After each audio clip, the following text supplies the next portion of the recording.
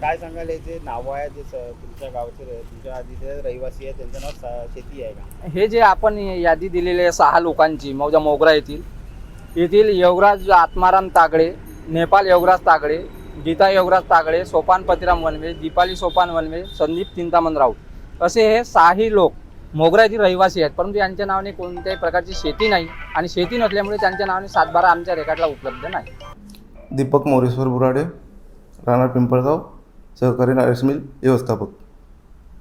काय सांगा तुमच्या खरेदी केंद्रामध्ये बोगस 7/12 खतून उचल करण्यात आले, ते शेतकरी नसताना त्यांच्या नावाने बोनसची रक्कम उचल करण्यात आली. कशा पद्धतीने हा घोटाळा झालेला? नाव त्यांनी आपले लिहिलं आणि अकाउंटही आपलं. आता तो पोर्टर शासन तर म्हणते पोर्टर घेत नाही, आता तो कोणत्या पद्धतीने त्यांनी केला ते त्यांनाच माहीत. कोणी केला हा सगळा प्रकार? म्हणजे आपला ऑपरेटर आनंद धुनुळे आणि नेपाल तागडे. किती लाखाचा हा फार केलेला आहे? 6,02,000. हे तुमच्या निदर्शनात कधी आलं? जेव्हा मोटघरी जे आपल्याकडे आलं नाही बावनकुळेजी त्याने लिस्ट मागितला.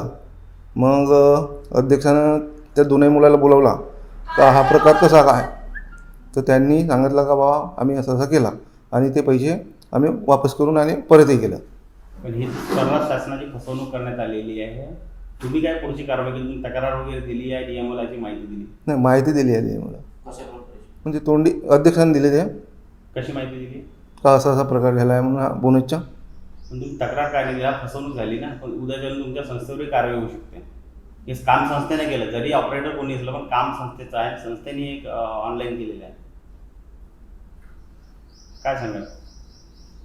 आता त्याच्यावर विश्वास ठेवून आता संस्थेने त्याला काम नव्हतं म्हणजे आपण 2 मुलं ठेवलं ते ऑनलाईनसाठी. आता लोकांचा आरोप आहे की तुमच्या संस्थेने हा सगळा प्रकार केला, मुलांचं नाव तुम्ही समोर. नाही, तुम्ही चौकशी करू शकता, याच्यात संस्थेचा काही दोष नाही.